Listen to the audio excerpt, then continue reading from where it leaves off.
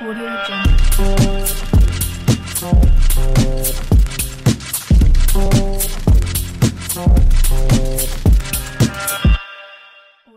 Deuxième journée du Salon des études supérieures en Espagne, organisée donc par France Espagne Éducation. Et ce matin, on va commencer par un sujet qui est très important, c'est l'espagnol. Pour étudier en Espagne, il faut parler espagnol et il faut évidemment parfois le certifier. Et aujourd'hui, nous avons la chance de compter sur Peyo de l'école de langue La Cunza à Saint-Sébastien. Merci d'être présent ce matin avec nous. Merci à toi.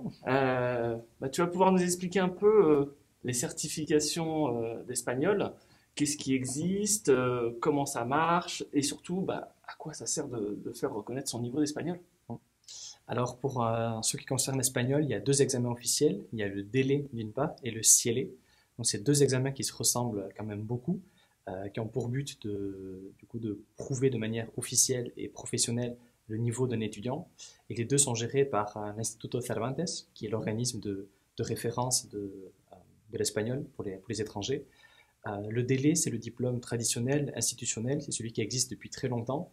L'inconvénient qu'il a, c'est qu'il n'est pas très flexible. Et du coup, depuis quelques années, Cervantes a mis en place le CIELE, qui ressemble beaucoup au DELE, mais qui est un peu plus flexible et qui permet du coup d'avoir des dates plus rapidement, des résultats plus rapidement. Les deux examens ont en commun les compétences linguistiques qu'ils mesurent. Donc il y a 4 épreuves. La première épreuve, c'est l'épreuve de lecture. Donc là, vous avez un texte à lire. Ensuite, vous avez des questions qui portent sur le texte.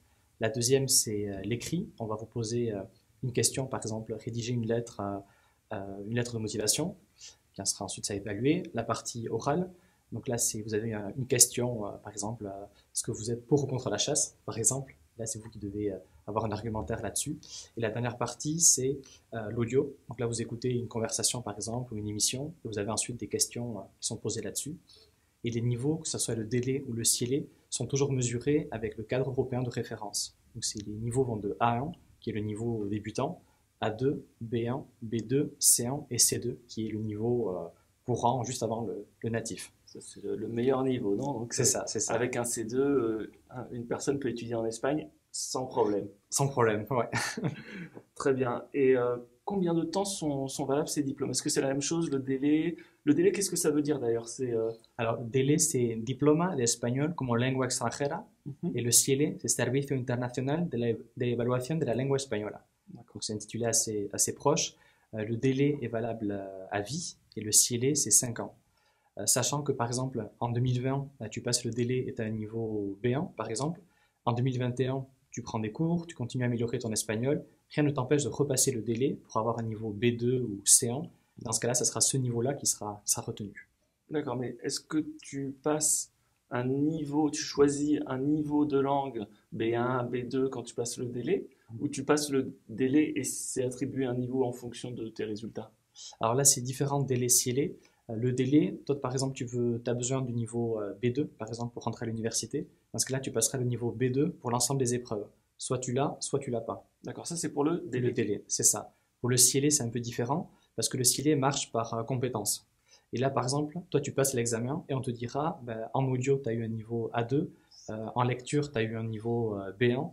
Ça peut être assez différent. Donc tu peux avoir des niveaux différents au sein même du CIELE. Exactement. Dans les compétences, les 4 compétences que tu expliquais. Exactement. Alors que pour le DELE, on te dira c'est un niveau B1 général.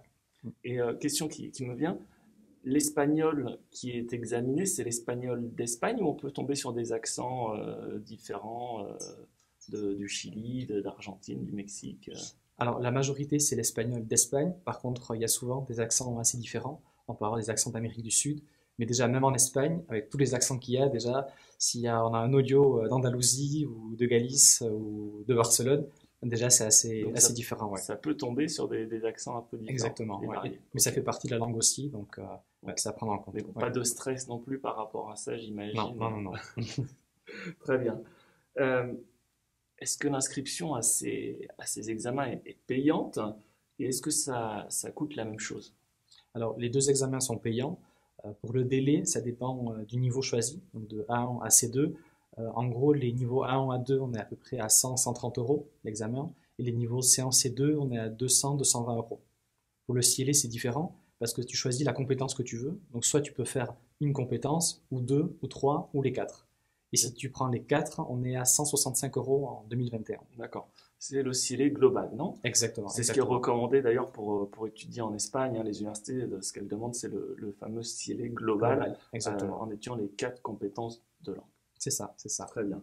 Donc tu m'as dit 165 €. Oui, en 2021, oui. Ok, ok, ok. On a une question de Valérie Mhm. qui voulait savoir si on reçoit le résultat rapidement. Voilà, combien de temps ça met, le délai, le CIELE, est-ce que c'est pareil? Alors non, et c'est pas très rapide. Le délai, normalement, c'est un délai de 2 mois. Et le CLE, on est sur 3 semaines à peu près. Sachant qu'en 2020, à cause du Covid, on a eu pas mal de retard. Le délai, on a attendu parfois jusqu'à 3 mois pour avoir des résultats. Mais Cervantes nous a dit que 2021, normalement, ce sera un retour à la normale niveau délai.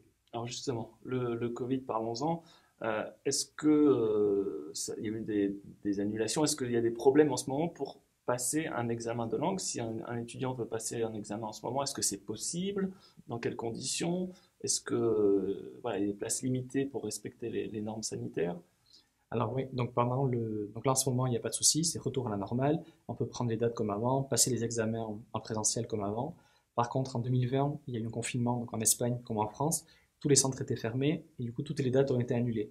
Donc c'est pour ça qu'on a dû recaser tous les étudiants qui, pendant ces mois-là, n'ont pas pu passer l'examen dans les dates suivantes. Et c'est ça qui explique le retard maintenant. Mais en 2021, normalement, retour à la On normale. croise les doigts, On tout croise les va doigts. bien, tout C'est va ça. bien. Louis nous a demandé quand est-ce qu'il peut passer l'examen, est-ce qu'il peut le passer quand il veut? Alors là aussi, petite différence, pour le délai, non, c'est des dates qui sont fixes. En hiver, c'est à peu près une date par tous les 2 mois, je dirais, et ensuite c'est une date par mois. Donc là, si tu vas sur le site de Cervantes, tu vois toutes les dates, et tu peux choisir le centre ensuite par rapport aux dates, et il faut s'inscrire à plusieurs mois à l'avance aussi. Tu as les dates aussi à chaque fois. Et le CIELE, par contre, là, c'est plus flexible, puisque tu as des dates qui sont données au centre, et ensuite les centres peuvent aussi ajouter de nouvelles dates. Donc là, tu peux regarder le centre qui t'intéresse, et si les dates qu'ils te proposent ne t'intéressent pas, tu peux leur écrire et dire moi je suis disponible à cette date-là, et le centre peut créer une nouvelle date pour toi. D'accord, donc c'est beaucoup plus flexible le CIELE Beaucoup plus, que beaucoup le plus. délai. Ouais. Et comment s'inscrire? Tu l'as évoqué un peu, mais comment on s'inscrit à un examen du délai ou du CIELE? Alors pour les deux examens, c'est Cervantes qui gère ça.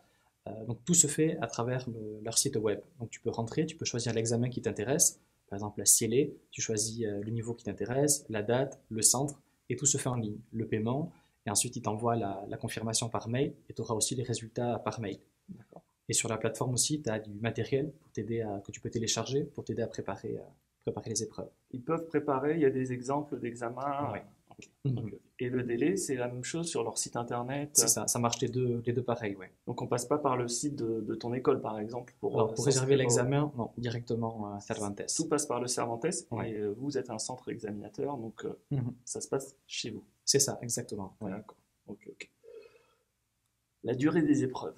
Voilà. Mhm. Combien de temps ça dure? Est-ce que le CIELE et le délai, c'est la même chose? Il y a des différences? Explique-moi un peu comment se déroulent les épreuves.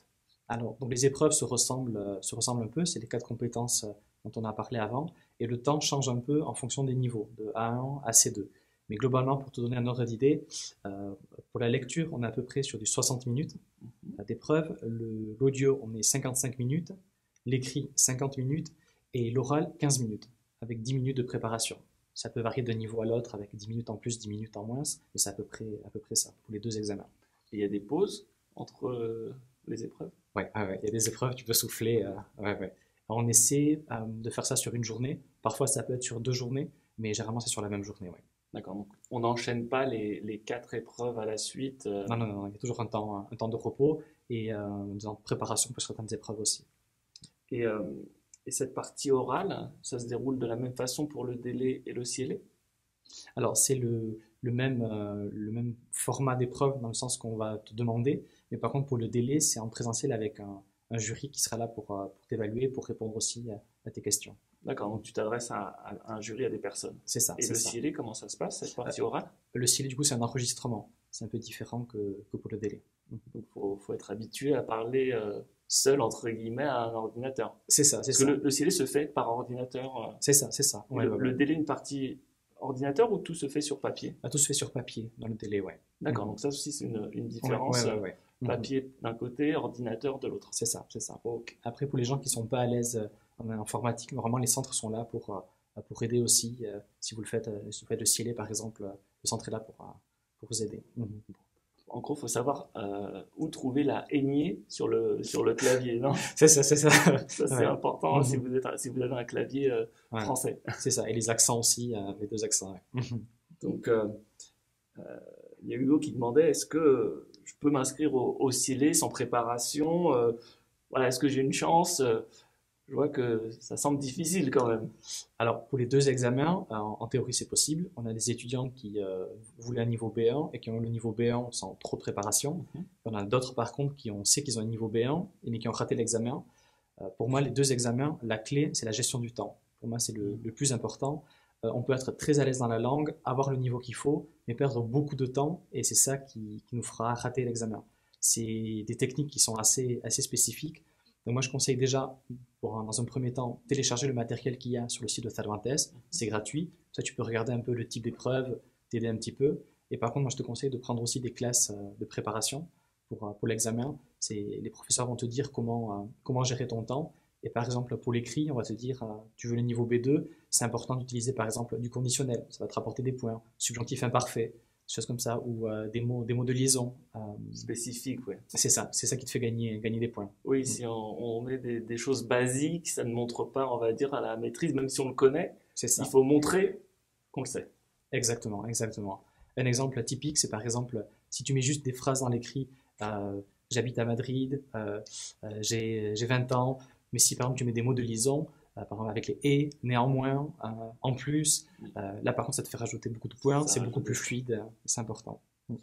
Et, euh, et donc, toujours Hugo, hein, qui avait beaucoup de questions, il nous a demandé comment on fait pour choisir le niveau, si on passe le délai, hein, si j'ai bien compris, le délai on choisit le niveau, comment on choisit le niveau qu'on va passer?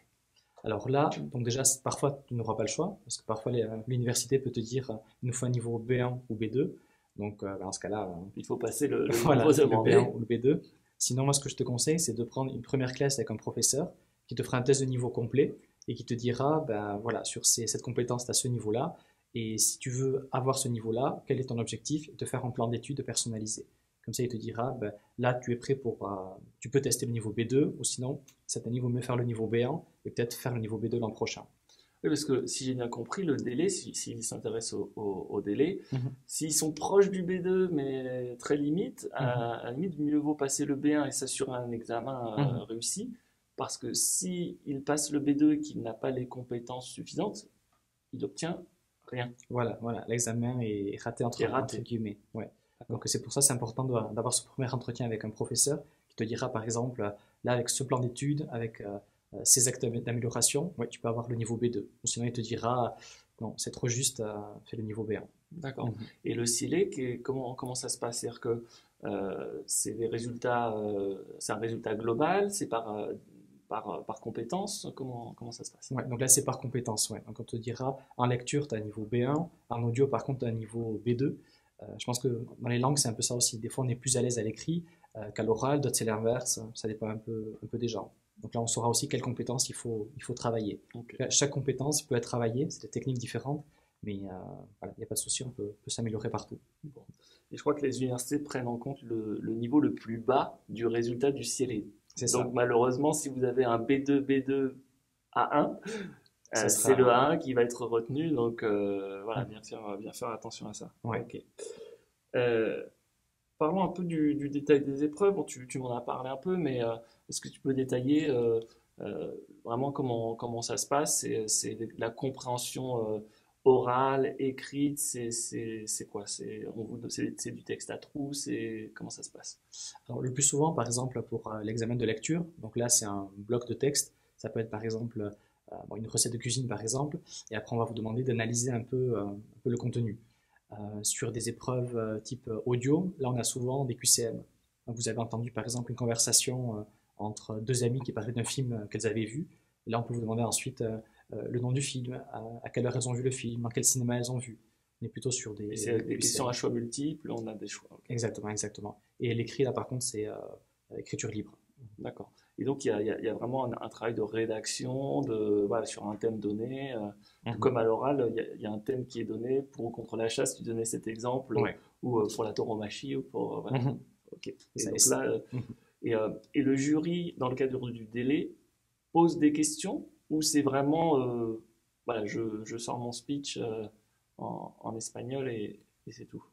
Alors là, c'est pour le délai, ouais, c'est le candidat qui parle, et ensuite le professeur qui écoute et qui note en fait en même temps, mais qui n'intervient pas pour la partie juste orale. La compréhension auditive, c'est la partie audio, qui est une autre épreuve. D'accord. Mhm. Mais il n'y a pas de question du jury à l'étudiant à la partie d'expression orale. Non, pas sur cette partie-là, non. D'accord. Mhm. Donc comme le CLE, en fait, où l'étudiant ne fait que s'exprimer, il n'y a pas d'interaction, on va dire. C'est ça, c'est Ok, ça. Mhm. ok, ok. Euh, Il y a la famille d'Amélie qui nous a demandé où est-ce qu'ils peuvent passer ces épreuves du délai, du CLE. Est-ce que c'est seulement en France? Est-ce que aussi en Espagne? Parce qu'il y en a des Mhm. fois qui sont en Espagne. Comment on trouve son centre d'examen? Alors ouais, donc là, c'est encore sur le site de Cervantes. Vous avez la liste de tous les centres qui sont accrédités par Cervantes pour pouvoir passer l'examen. Donc c'est aussi bien en Espagne qu'en France. Donc en Espagne, c'est tous les Institutos Cervantes, les écoles de langue et les universités aussi proposent parfois l'examen. Et en France, il y a aussi parfois des chambres de commerce qui proposent l'examen et les lycées aussi, certains. Donc vous avez toute la liste sur le site. D'accord. Mhm. Donc généralement, on trouve un centre plus ou moins proche de chez soi. Oui. Mhm. Euh, Si justement, je sais que par exemple sur des zones comme la Guadeloupe ou les dom-toms, il n'y a pas forcément de centre, est-ce que c'est possible de passer un CIELE en ligne et depuis chez soi? Alors là, il faut se rapprocher pour le faire avec Cervantes pour certaines régions, mais ça peut être possible. C'est assez rare. Quasiment tout se fait en présentiel. Ouais. D'accord. Mhm. Réellement pas de C'est possibilité plus compliqué. à consulter, mais Ouais. c'est compliqué. Mhm. Ok, ok, ok. Euh, Peyo, de ton côté, toi, tu es plutôt délai ou CIELE? C'est quoi ton choix si tu avais à conseiller nos étudiants? Alors, c'est deux examens qui sont assez proches. Euh, L'inconvénient du délai, c'est un peu son manque de flexibilité pour avoir les résultats, pour pouvoir choisir les dates d'examen. Par contre, l'avantage qu'il a, c'est qu'il est très reconnu. C'est l'examen historique. Donc, c'est vrai qu'il y a encore certaines universités, certaines entreprises, certains programmes internationaux qui accordent encore pas mal d'importance au délai. Je pense que le CIELE, c'est encore un peu nouveau. Je pense que dans quelques années, ça va peut-être pas remplacer le délai, mais en tout cas peut-être sur un pied d'égalité avec le délai. Mais dans tous les cas, que ce soit les deux examens, je pense que c'est vraiment très très important d'avoir une certification parce que si par exemple, imagine tu as 16 au bac, pour toi ça te donne un niveau, mais internationalement c'est pas une valeur fixe. Oui, Alors que le délai scellé te donne vraiment cette accréditation et je peux t'assurer que sur un CV ça peut vraiment faire la différence, une accréditation de délai au scellé parce que déjà ça prouve ton niveau et ça montre aussi un investissement de la part de l'étudiant en temps, en argent et en motivation. Donc vraiment, moi je recommande ces certifications-là, oui. et alors justement, investissement, combien de temps avec, tu parles d'un 16 au bac, donc Mhm. voilà, une personne qui a un niveau terminal en France, Mhm. euh, on est d'accord qu'en LV2, on est plus ou moins sur du B1 à Mhm. peu près. Combien de temps de préparation ont-ils besoin pour obtenir et valider un niveau B1 officiel? Alors là, ça dépend beaucoup des étudiants. Ça dépend ouais, d'un étudiant à l'autre. Ça peut varier du simple au double. Donc c'est assez difficile de répondre. Ce qui arrive aux étudiants, c'est que souvent en France, on est assez bon en grammaire parce qu'on a vu les temps, les conjugaisons, on passait beaucoup de temps là-dessus, des études de documents. Donc cette partie-là, souvent, bah, elle est bien gérée. Par contre, dès qu'il faut passer à l'oral ou écouter des natifs parler, là souvent, les Français pêchent un peu là-dessus. Panique à bord. C'est ça, panique à bord. Alors que par exemple, les Allemands ou les Suédois, c'est plutôt l'inverse. Ils ont un peu moins vu la grammaire. Par contre, dès le début, c'était les mises en situation de la vie de tous les jours. Du coup, ils sont plus à l'aise là-dessus. Donc, souvent pour les Français, c'est travailler cette partie orale. Donc, nous, on recommande de venir en Espagne, de bénéficier d'une immersion. C'est là où on progresse le plus rapidement. Et ensuite, sur les parcours, généralement, les étudiants prennent un cours de plusieurs semaines. Je pense que 2, 3 semaines, déjà, ça nous permet d'être plus à l'aise pour l'examen. Dans la préparation, on a des cours qui sont des packages complets, Mhm. avec cours d'espagnol général le matin, en mini-groupe. Donc là, c'est l'espagnol général pour revoir un peu tout. et l'après-midi des classes privées, vraiment pour s'entraîner pour l'examen. Donc, Pour la technique, ce que tu me disais, Exactement. les techniques d'examen en fait. Exactement, avoir un peu les astuces et refaire des examens en temps réel. Ça aussi, vous avez la possibilité de le faire un peu à la maison et essayer de jouer le jeu aussi. Donc vous avez l'examen sur la plateforme de Cervantes et essayez voilà, de ne pas tricher, de vous chronométrer, pas de distraction avec le portable, pas avec les parents, rien, et de vous mettre vraiment en conditions réelles. Se mettre en situation, ouais. Ouais. C'est ça. Et donc vous, la préparation, je pense que dans la majorité des centres, la préparation aux examens, ça se fait vraiment en cours particulier. Oui, oui, oui, oui. C'est vraiment cours ça. de groupe de préparation aux examens. Non, pour le délai spécifique, c'est vraiment cours privé parce que ça permet déjà de voir vos lacunes, si vous devez plutôt travailler la compétence audio ou la compétence lecture, par exemple, et vraiment pour ces techniques-là. J'insiste, c'est vraiment ça le plus important, la gestion du temps. Pour moi, c'est la clé du succès des examens. Et tu t'expliquais sur un événement qu'on avait eu que tu donnais des petits conseils déjà pour se mettre un peu dans l'ambiance espagnole. Explique-nous un peu tout ce qui est la mise de son téléphone en espagnol, ces choses-là. Ouais. C'est important déjà d'être entouré d'Espagnols dès que vous pouvez. C'est important. Pour progresser, il faut vraiment être bombardé, si vous voulez, entre guillemets, d'Espagnol un peu tous les jours. Donc à petite dose, si vous voulez, pour commencer, mais tous les jours et de façon régulière. Donc là, évidemment, vous pouvez prendre des cours, c'est la manière la plus efficace. Il y a aussi d'autres techniques que vous pouvez faire complètement gratuites. Vous pouvez déjà regarder Netflix. Voilà, vous passez en VO avec Élite, Casa de Papel, pas mal de séries espagnoles. Donc voilà, mettre en VO, au début avec les sous-titres, et ensuite, au bout de quelques mois, enlever les sous-titres. On peut lire des livres en espagnol. Oui, la lecture, c'est important, hein, c'est très important. Pour maîtriser la grammaire, les structures. C'est ça, le vocabulaire, et ça donne aussi de la fluidité. Les candidats qui ont l'habitude de lire en espagnol, on remarque ça de suite. Ils vont beaucoup plus vite, c'est beaucoup plus fluide, c'est important. Donc là, vous pouvez commencer si vous avez un niveau assez débutant. Oui, tu as des conseils de lecture? Ouais, si vous partez sur du A1, A2, ben, n'ayez pas peur de prendre des livres parfois pour enfants, pour jeunes adolescents. Voilà, il n'y a pas de honte. C'est des livres qui sont faciles, un vocabulaire qui est facile, des temps au présent. Donc là, c'est assez facile. Si vous avez un niveau B1, B2, dans ce cas-là, n'hésitez pas aussi à prendre un livre que vous avez déjà lu en français. Vous connaissez l'histoire, qui est peut-être un peu plus compliqué, un peu roman. Donc là, on a en tête voilà, les Harry Potter, par exemple, qui ont beaucoup de succès. Et si vous êtes sur des niveaux C1, C2, parce que là, ben, n'hésitez pas, vous pouvez prendre des livres, des romans. Donc là, vous aurez voilà, du passé, du présent. C'est des livres plus compliqués. Mais si vous êtes à l'aise, il n'y a pas de souci. C'est vrai que ça fait progresser hein, Totalement. de lire en espagnol. Totalement. Voilà, ce qu'on entend beaucoup. Je regarde les séries, ça c'est bien pour la partie orale et compréhension. Après, la partie lecture C'est ça. aide beaucoup. Et après, comme tu disais, des parties un peu plus ludiques, ça peut être ça. On change son portable en langue espagnole, on met son Facebook en espagnol. Au début, c'est un peu plus compliqué. On cherche comment envoyer le message, comment répondre, mais ça fait travailler. Il y a aussi un jeu qu'on recommande aux étudiants, c'est le jeu des mots, las palabras. C'est qu'on recommande, c'est si on vit avec d'autres personnes qui apprennent l'espagnol ou qui veulent vous soutenir. Par exemple, dans la cuisine, c'est prendre un post-it et chaque jour, il y a un objet qui devient espagnol. Donc, par exemple, le four, on met un post-it, ça sera horno. Et à partir de maintenant, tous les jours, on dira plus four, on dira horno. Et ça, ben, petit à petit, ça vous oblige à intégrer ces mots-là. Et du coup, ça devient des mots normaux, des mots tous les jours. Donc c'est assez facile à faire et assez marrant. C'est plein de petites techniques pour apprendre l'espagnol. Et en plus, c'est assez ludique et ça ne doit pas être l'espagnol vu comme quelque chose de... faut s'y mettre. C'est ça. Pour moi, apprendre une langue, c'est quelque chose de ludique. On doit être amusé, on doit être intéressé et c'est comme ça qu'on progresse. Si c'est une contrainte avec des choses trop techniques, trop de grammaire, ça va être très compliqué, alors qu'il y a plein de façons de rendre ça beaucoup plus ludique et beaucoup plus intéressant et au final beaucoup plus efficace. Et je sais que vous organisez aussi des activités gratuites, non pour justement apprendre l'espagnol, s'améliorer. Explique-moi un peu ce que vous avez. Ouais, donc en fait tous les samedis à 12h30 heure de Madrid, on organise une activité virtuelle. Donc c'est des petits ateliers d'espagnol, on peut vous parler de cuisine, de cinéma, des fois ils font des petits escape games avec des énigmes. Le but c'est de rencontrer des gens et surtout d'avoir un premier contact avec l'espagnol virtuel, donc avec des classes en ligne. Donc c'est pour tous les niveaux et même si les gens sont pas très à l'aise avec l'ordinateur, c'est vraiment un niveau basique. C'est juste sur Zoom. C'est vraiment le but d'avoir un petit contact avec l'espagnol. Et ils vont pouvoir parler? Oui, bien sûr, bien sûr. Donc c'est toujours en mini-groupe. Donc il y a à peu près 5-6 étudiants par séance avec un professeur natif. Et là le but c'est voilà, de vous faire parler, de vous intégrer. Ensuite, on voit le profil de chacun. Certains sont un peu plus timides, d'autres sont beaucoup moins timides. Donc, on essaie un peu de jongler avec Modérer, tous. oui, de faire la C'est modération. ça, c'est ça. Mais le but, c'est que tout le monde puisse participer et tout le monde puisse profiter. Parce que c'est vrai que la partie orale est souvent aussi, tu me parlais de l'écoute, mais aussi l'oral, c'est compliqué. Ils n'ont pas toujours quelqu'un avec qui échanger, donc C'est ça, c'est ça ça.